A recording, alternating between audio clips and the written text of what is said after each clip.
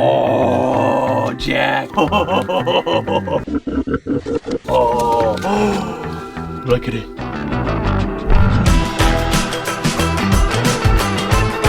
So the SSL UF8 just arrived. So here we go. I'm going to try. Oh, let's check it out. Ready? Yeah. I've been mixing, and I think this will be the real test of if faders are better for bigger projects than mousing around, because I've been using the mouse and advocating for mouse mixing. But an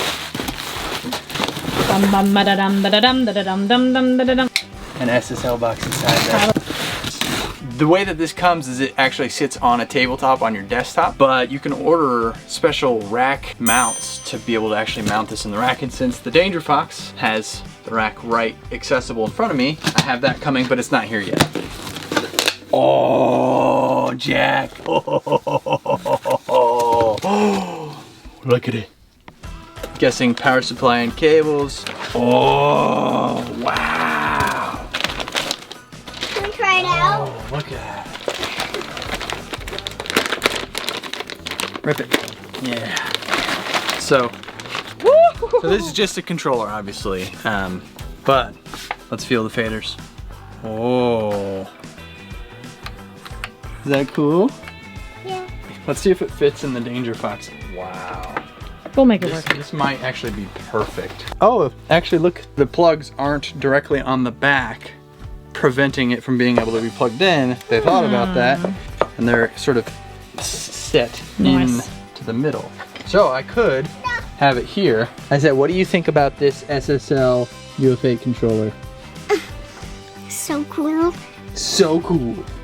Real quick, I wanted to say thank you to Sweetwater. Sweetwater hooked me up with this SSL UF8 so that I could review it and make this video and use it when I mix to hopefully make my mixes even cooler and just see what the heck is going on with this thing. They did not technically sponsor this video, but they did send me this for free. So Sweetwater, I love you. Thank you for that. They help my channel so that I can review all this crazy cool stuff, use it, make these videos to tell you about it. If you're curious about any of the gear that I use in the video, I put links to them in the description if you just want to know about one particular thing. There's a link right to that which will take you to Sweetwater or Amazon, and they help support the channel. It's a super easy way to just buy what you were gonna buy already, but it helps me. So thank you for that, and thank you Sweetwater for being freaking cool. You guys are awesome. Okay, now let's get into the nitty-gritty of me using this and stumbling my way through explaining it. So I have the SSL UF8 here. I've been using it for like a week and a half, something like that. So far, you know, everything that I think changes every month. So make sure you're subscribed to see all of my differing opinions as they swing vastly every month. I'm gonna show you how I use this controller, because turns out there's a million different things that you can use this for, and I'm going to use it for mixing. Surprise. I will show you how I set it up. It's really complicated. USB, so you had to figure out how to get the USB cable into the back. It's kind of like advanced stuff, but I'll show you, don't worry. And then there's a power cable as well. So let's take a look at the back here. Unplug it. Sorry, this is again very complex. As you can see here, there's a few different plugs. You've got foot switches. So if you're the kind of person who wants to hit play with your foot, they've got you covered. Then you have your power cable here. Now again, this is pretty complex. It looks like this. I've already plugged it into the wall. So one side goes into the wall, the other side looks like that, it goes into here, and then you have a USB. So this is a USB-C. By the time you're watching this, there might be an E, F, or G. They change them quite often, so stay tuned to see what USB letter you might have. This is the USB-C. So what I'm gonna do is I'm gonna position this kind of where I use it, and I'm gonna power it on, and it looks really fun and exciting when you power it on. We're gonna film that. Here we go. Just about perfect for my desk. Again, I'm putting the USB-C cable, you just push it, and then the power cable. Get ready, when I power this on, it's gonna do amazing things. Look at that. 'Cause I was made for this. I'm at the top of every list. I was made for this. I was made for this. It only does that when you turn it on. When you connect it, it's going to connect to the software. It says it's awaiting connection to 360. Now it sees it, and it's going to like calibrate the faders. As I mentioned before, they recessed the jacks in the back so that you can like stick it in your desk or whatever you're on here. This is a unique, I don't know if you probably don't have a desk like this, or maybe you do. This just happens to fit pretty snug. If it was a regular tabletop, it actually comes with some feet, so you can kind of prop it up a little bit so it's at a little bit of an incline, or you can lay it flat like this. You're going to want to download the SSL 360 software. You know, everything comes with its own software now, so now you get to have another piece of software. It basically allows you to control what DAW you're using and the key commands and some other features with this controller, which basically can do too much. It can do too much. There's too many features. It's wild. I can literally control my computer with it, which is just too much. To launch the 360 software, you hit 360. It pulls it up. Once it's connected, you're gonna have 3 layers here on the screen. You have layer 1, 2, and 3. Each layer you can assign a different DAW. I have Pro Tools on layer 1, layer 2 is Logic, and layer 3 is empty. You can do Ableton, Studio One, Pro Tools, Logic, and Cubase. And then when I go to open a Pro Tools session, when I'm mixing over here on the actual controller, since Pro Tools is assigned to layer 1, I just make sure layer 1 is selected. And then when I open the session, the UF8 will recall all of the data for Pro Tools. But if I open a Logic session, then it won't show up on layer 1. I'll have to select layer 2, and then everything from the Logic session will be pulled up on the UF8.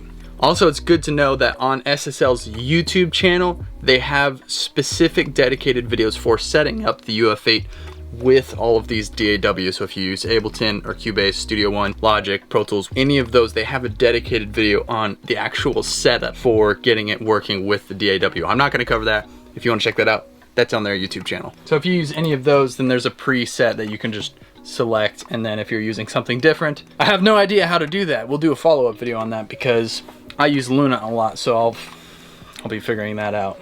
Okay, so I'm gonna open Pro Tools.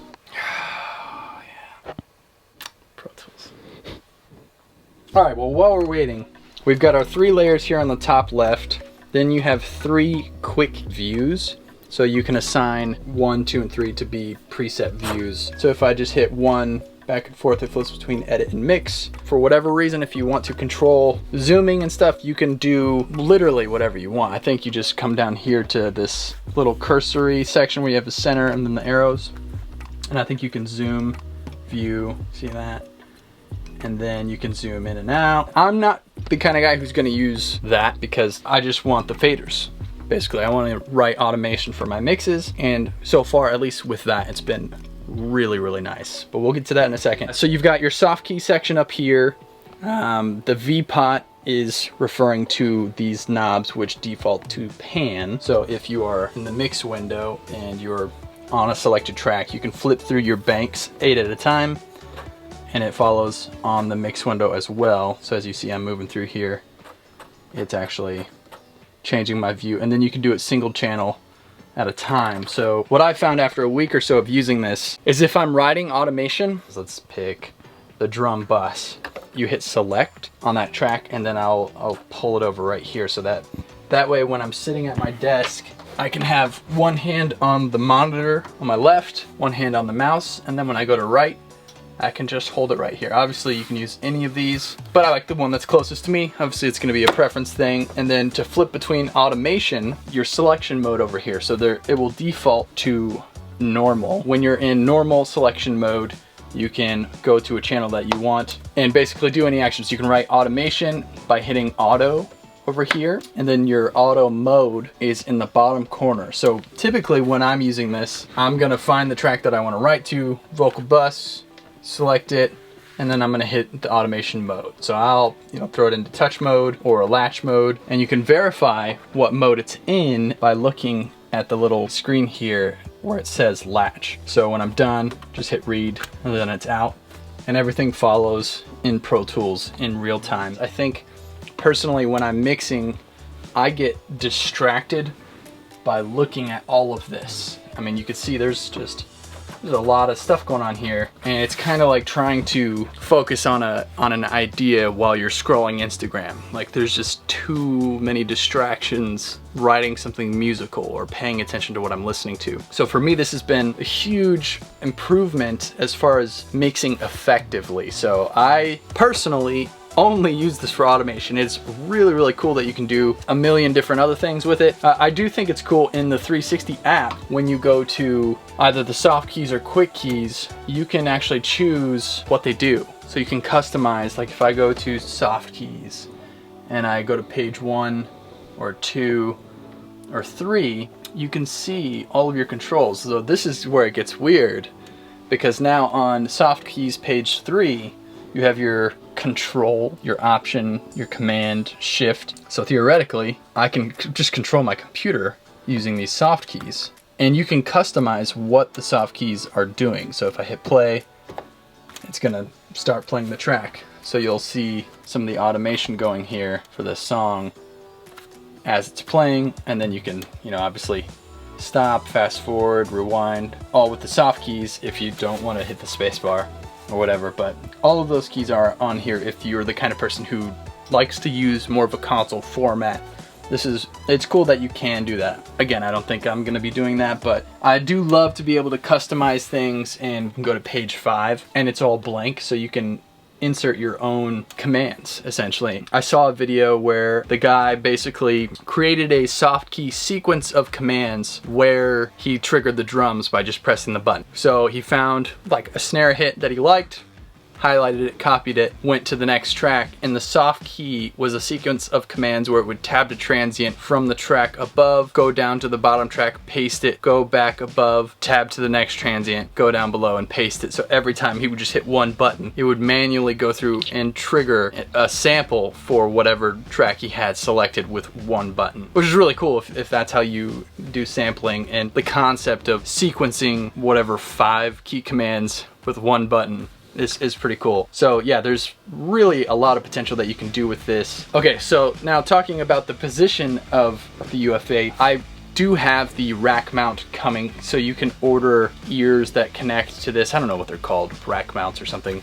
So I can actually put it in the desk and like do all of my, have it right here instead of to the side. But I will say one of my favorite parts of this is that it is to the side and that it forces me to not look at the screen, but to look down and to look at just this, because if I'm just looking at the fader while I'm riding, and that's the only thing that I'm seeing, I see the name of the track, the level that my fader is at, and just focusing on that and just listening makes the automation that I'm writing and the moves that I'm doing way more effective, so that I can actually, do a pass and then just move on to the next thing. And every time I'm writing something, it's way better than obviously using a mouse, but looking at the screen while I'm doing that seemed to be less effective than just looking at this, kind of looking down and only using my ears. Turns out if you're mixing and you use your ears, it's better than using your eyes. Pro tip right there, use your ears when you mix. I think the faders on this are actually really nice. It's not like riding flying faders or anything. I think these are still plastic. You definitely feel the motors in there, and it feels a little bit nicer. I've used the Artist Mix and the other ones, and these feel pretty good. So anyway, SSL UF8, I don't know if you want one or you don't want one or you care, whatever, but if you're still here watching, you're a pretty interesting person. But thank you for watching. Let me know what you guys think down below if you have any questions. Let me know in the comments. Hit the like button if you guys like these videos. If you guys have any gear that you'd love to see a video on, let me know down below. Links for all this stuff, if you guys are looking for links, are in the description. They're affiliate links with Sweetwater and Amazon, so they do support the channel. Super easy way. Subscribe, hit the notification bell, and DM me on Instagram your mom's phone number. I'm just kidding.